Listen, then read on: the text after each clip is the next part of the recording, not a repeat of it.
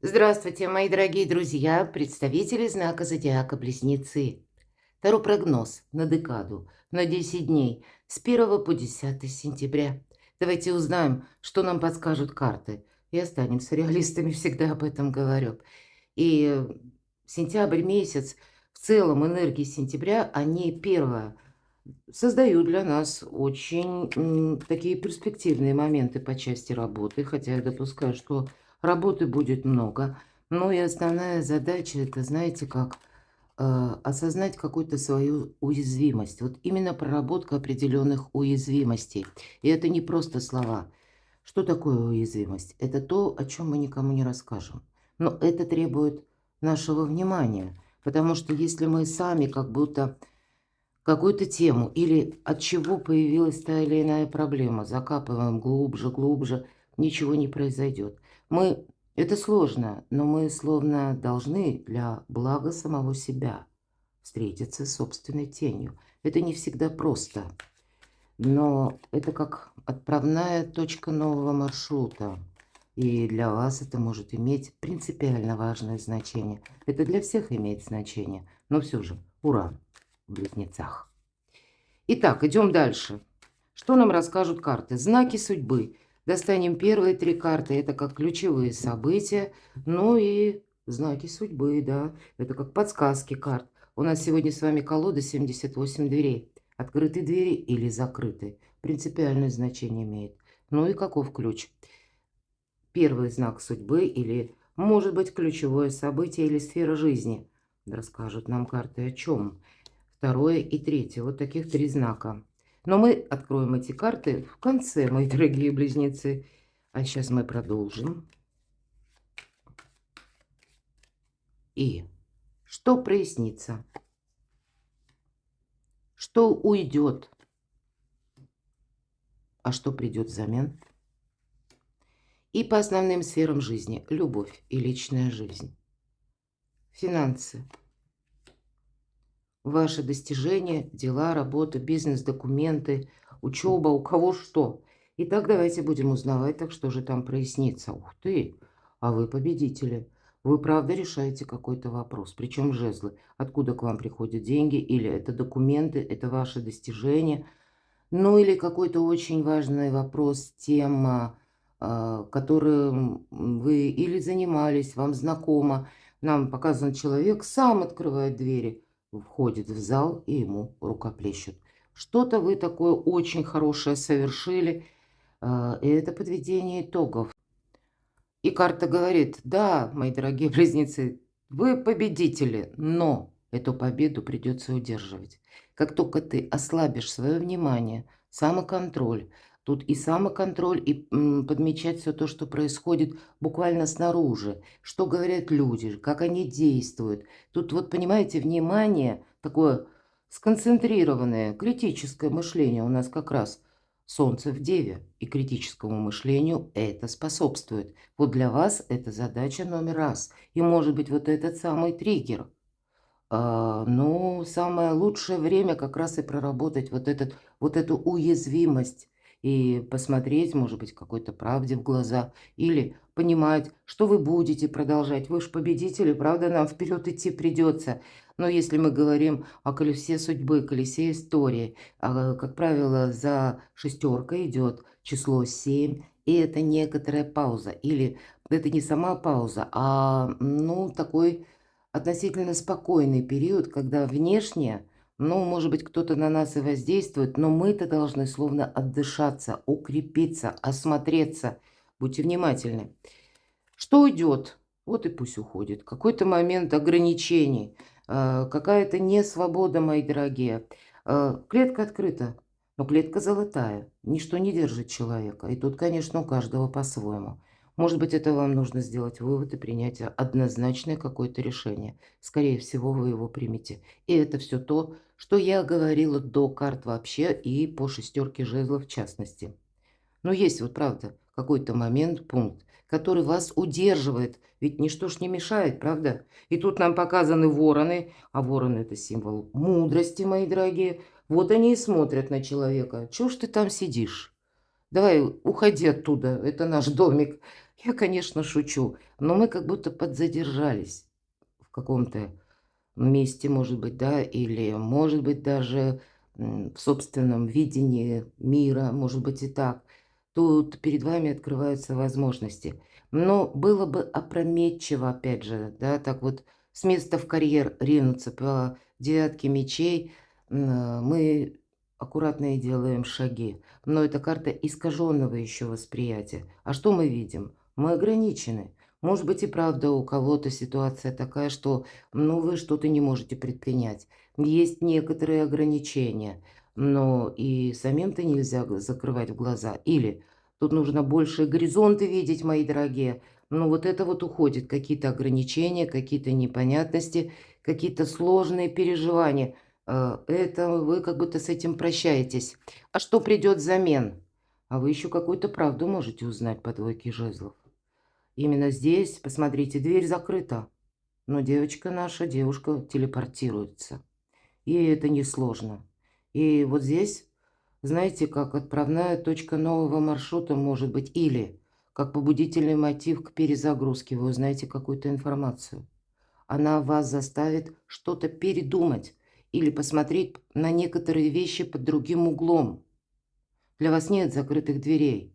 Для вас, мои дорогие, что придет? Вам как будто нужно обязательно правильно работать с информацией. Вот это как основа всего. И может быть то, вот как раз то, что вас ограничивало, или то, что вам мешало, вы и сможете для себя или увидеть, или каким-то образом понять, да, что нет, вот что-то, допустим, я не буду продолжать, а поскольку победа, тут ведь нам надо ее удерживать, и значит, мы должны распределить правильно силы собственные, мы должны понимать, в чем мы будем участвовать, а кому мы скажем «прощай навсегда», вот, или чему мы скажем «прощай навсегда».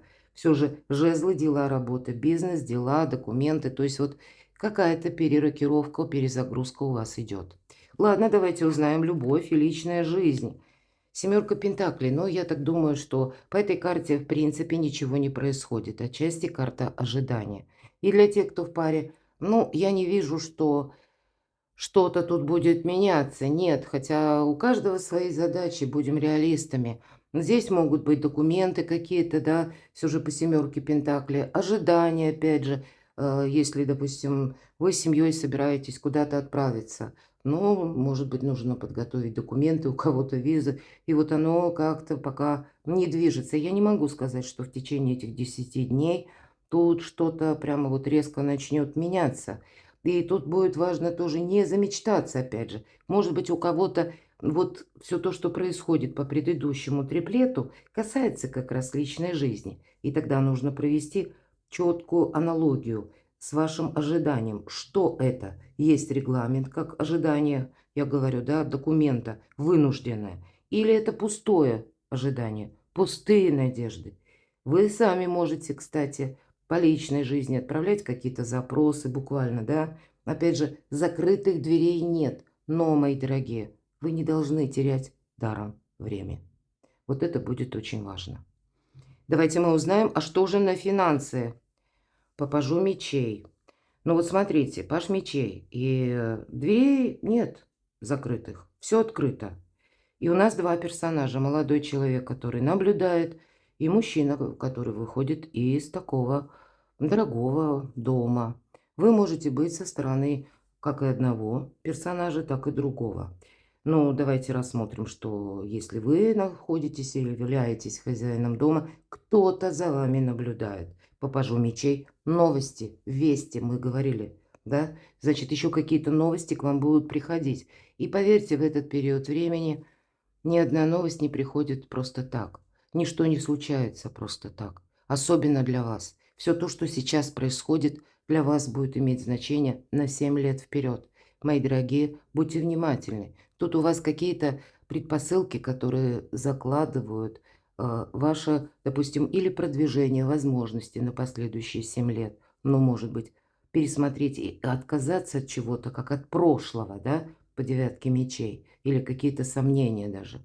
Это тоже будет очень важно, потому что быть реалистом стоит. Не позволять, может быть, и какие-то свои уязвимости или своим уязвимостям будем говорить, да, но разрастись, когда они переходят в опасность. Ведь, ну вот даже если мы вот в этой девятке мечей, да, находимся, иногда называют карта кошмара или ночного кошмара. То есть это явно искаженное восприятие, будем говорить, так вот перекладываем на психологию, то мы погружаемся в эти мысли, мы другого не видим. Мы думаем, знаете, очень узкоколейно. Может быть, и есть вот этот триггер в вашей жизни, душе, который вам не дает посмотреть более шире. И уязвимость наша будет в том, что мы 24 часа в сутки думаем о чем-то об одном. Мы утрачиваем контроль за тем, что происходит вокруг. А мы с вами сказали, что это необходимо. Отдыхайте, боритесь с бессонницей, если для кого-то это актуально. И если тут здоровый образ жизни, иногда тоже можно затронуть эту тему, потому что девятка мечей, если мы говорим о бессоннице, инсомнии, и это, к примеру, хронический недуг, может быть, вам нужно обратиться к специалисту, вот об этом подумать. А если это временный характер, ну, может быть, не смотреть какие-то сложные передачи, новостные ленты перед сном. Наоборот, отвлечься, прогулка на свежем воздухе. То есть помочь самому себе, это будет важно. Но уж точно не сидеть вот в такой клетке, да, самого себя туда не помещать.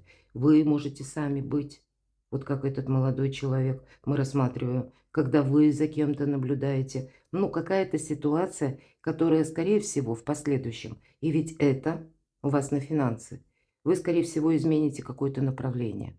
Но сейчас вы можете словно прицеливаться или собирать информацию, узнавать, где, каким образом, может быть, что может послужить мне как источником дохода, или как мне нужно удержать эту победу. Ну, вот самые разные такие могут быть мысли, но и информации будет много. И значит, по пажу мечей мы ищем правду, и мы ее находим. Работа с информацией – это ваше все. Бди, буквально нам так говорят, мои дорогие.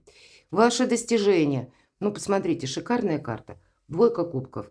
Очень ее люблю. Взаимный энергообмен. Это на достижения, на работу, на, может быть, у кого-то документы даже, да, у кого-то учеба. И, конечно, пусть немного людей, а вот один человек надежный, кому вы можете доверять. Это очень важно в нашем турбулентном мире.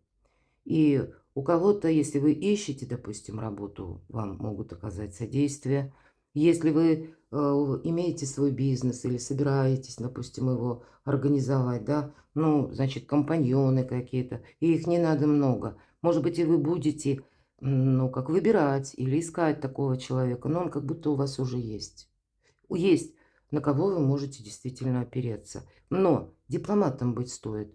Именно, может быть, вы кому-то и скажете «нет», да? Пересмотрите свое окружение. Я такое могу допустить с учетом пажа мечей и двойки жезлов. Но и есть все-таки те люди, которые могут вас поддержать. Или пусть вы не ставите перед собой глобальных задач по работе, тут что-то все-таки приятное будет. Или вот эта дипломатия, какое-то приятное общение, может быть, и добрые новости. Шестерка жезлов, если мы говорим, эту победу придется сохранять, то в принципе энергетически даже это добрая карта, которая говорит, у вас все получится.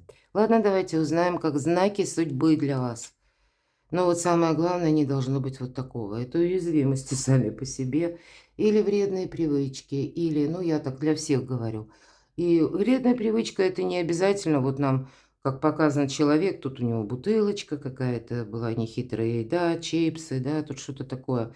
И вообще дверь открыта, кстати, но он сам не хочет выходить. Вот для вас знак судьбы хватит быть в каком-то периоде ограничений. Жизнь идет вперед, тебе дается шанс.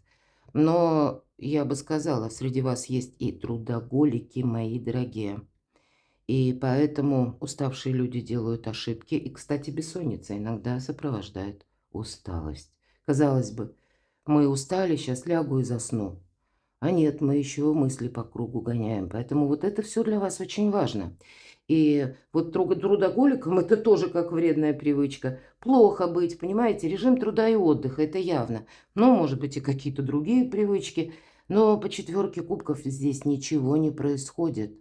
Вся информация, то есть она ограничена, опять же, об ограничениях. И как и здесь себя человек поместил в эту клетку, так и по четверке кубков. Клетка открыта, дверь в этой комнате открыта, а мы все сидим.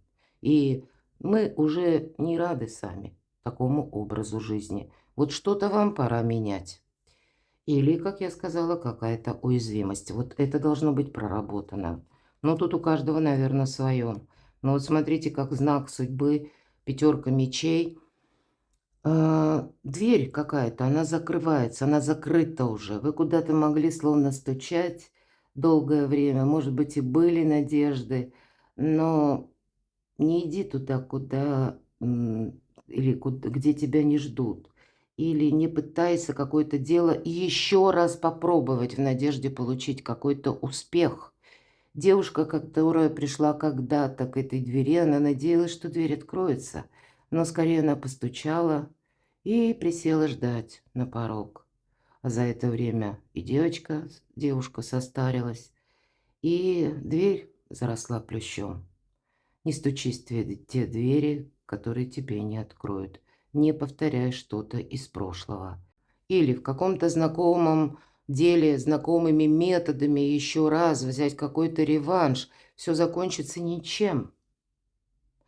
Береги себя, но какое-то ожидание, как знак судьбы. Опять же, две карты ожидания. И вроде двери открыты, а может быть, как знак судьбы. Если ты сейчас что-то не определишь, то ты сам для себя закроешь двери, потому что ты потеряешь время. Вот у кого-то и такой знак судьбы. Прими то, что сложилось. Нужно идти дальше. Выход из лабиринта какой-то у вас должен быть. Вас могла последнее время, может быть, с какой-то вовсе непростой ситуацией столкнуть жизнь. И у каждого здесь своя. И ситуация, я имею в виду. И, может быть, до этого времени мы словно ходили по этому лабиринту. И все время упирались в стену. Но вот теперь мы для себя открываем, дверь уже открыта, обратите внимание.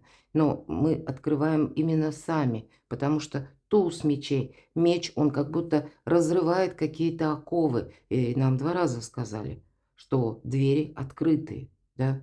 Тут от вашего какого-то основного желания, решения и решимости будет зависеть ваше качество жизни. Или вы действуете, да, принимаете, может быть, сложное какое-то решение. Или вот эта дверь не откроется никогда. Вот интересно, мои дорогие близнецы, у вас такой расклад. А на кону-то ведь победа. Вот, видимо, эту победу надо сохранять. Вот просто сохранять. И быть при этом внимательным, и как окружению, к новым людям, может быть, и прежние какие-то контакты вы будете пересматривать. Вам нужно, знаете, как новое вдохновение получить. И оно как будто само стремится на ваш порог. Окружить себя правильными людьми, надежными. И это даже по работе, мои дорогие, или по каким-то делам. Но явно есть какая-то проработка вот той болевой точки, которая, конечно, у каждого своя. Но а почему? А потому что вы стоите на пороге ваших побед, понимаете? И вам из этого нужно сложить какой-то красивый узор. Перекладывайте на себя, мои дорогие любимые близнецы. Я благодарю за то, что вы смотрите мои видео, за то, что вы пишете волшебные комментарии. Оставайтесь со мной, подписывайтесь на мой канал и будьте счастливы, будьте любимы всегда.